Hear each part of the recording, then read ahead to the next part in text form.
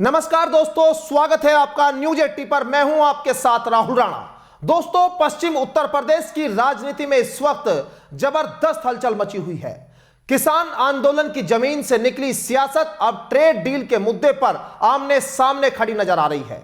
एक तरफ भारतीय किसान यूनियन के नेता है और दूसरी तरफ राष्ट्रीय लोकदल का नेतृत्व, और बीच में भारत अमेरिका ट्रेड डील का सवाल। बयानबाजी ऐसी कि सियासी गलियारों में नई चर्चा शुरू हो गई है।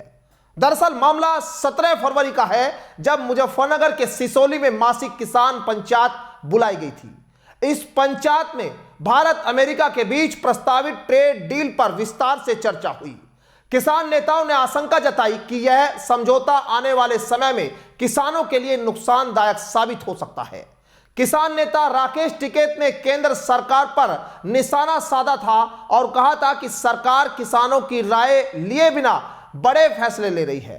आरोप उन्होंने लगाया था कि यह डील देश के कृषि क्षेत्र पर दबाव बढ़ा सकती है और छोटे किसानों के लिए संकट खड़ा कर सकती है।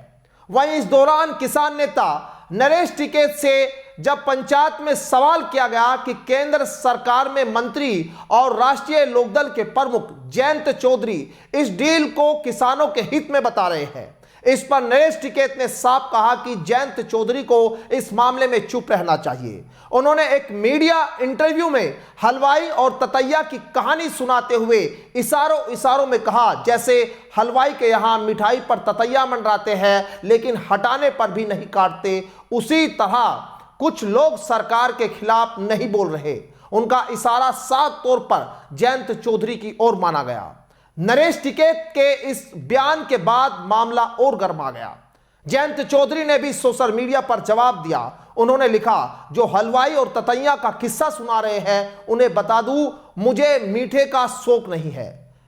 इस एक लाइन ने पश्चिम यूपी की राजनीति में नई बहस मानो छेड़ दी हो।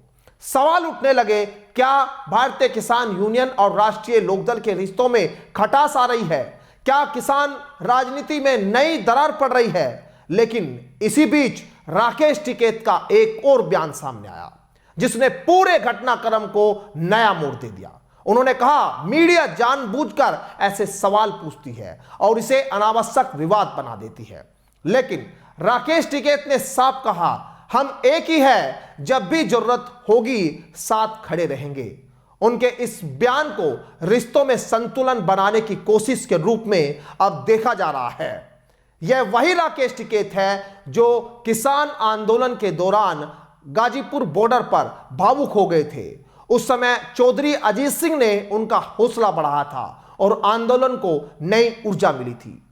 चौधरी चरण सिंह का परिवार और टिकैत परिवार लंबे समय से पश्चिम यूपी की किसान राजनीति में दो मजबूत स्तंभ रहे हैं। जब जब किसानों के मुद्दों पर एकजुटता की जरूरत पड़ी, दोनों एक साथ नजर आए। हालांकि मौजूदा राजनीति परिदृश्य थोड़ा अलग नजर आता है। जयंत चौधरी इस समय भाजपा के साथ गठबंधन में है और केंद्र सरकार में मंत्री भी है। वहीं राकेश टिकैत और नरेश टिकैत लगातार सरकार की नीतियों, खासकर कृषि और ट्रेड से जुड़े फैसलों की आलोचना कर रहे हैं। ऐसे में बयानबाजी को लेकर सवाल उठना भी अब स्वाभाविक है। सबसे बड़ा सवाल यही है, क्या भारत अमेरिका ट्रेड डील किसान राजनीति को दो हिस्सों में बांट देगी? क्या यह मुद्दा आने वाले समय में पश्चिम यूपी की सियासत की दिशा तय करेगा, या फिर यह केवल बयानबाजी तक सीमित रहेगा और पुरानी एकजुटता फिर से कायम होगी? फिलहाल इतना तय है कि ट्रेड डील का मुद्दा सिर्फ आर्थिक नहीं रहा, बल्कि राजनीतिक भी बन चुका है। किसान संगठनों की चिंता, नेताओं की प्रतिक्रिया और सोशल मीडिया की तकरार, इन सब ने पश्चिम यूपी की राजनीति को फिर से चर्चा के केंद्र में ला दिया है।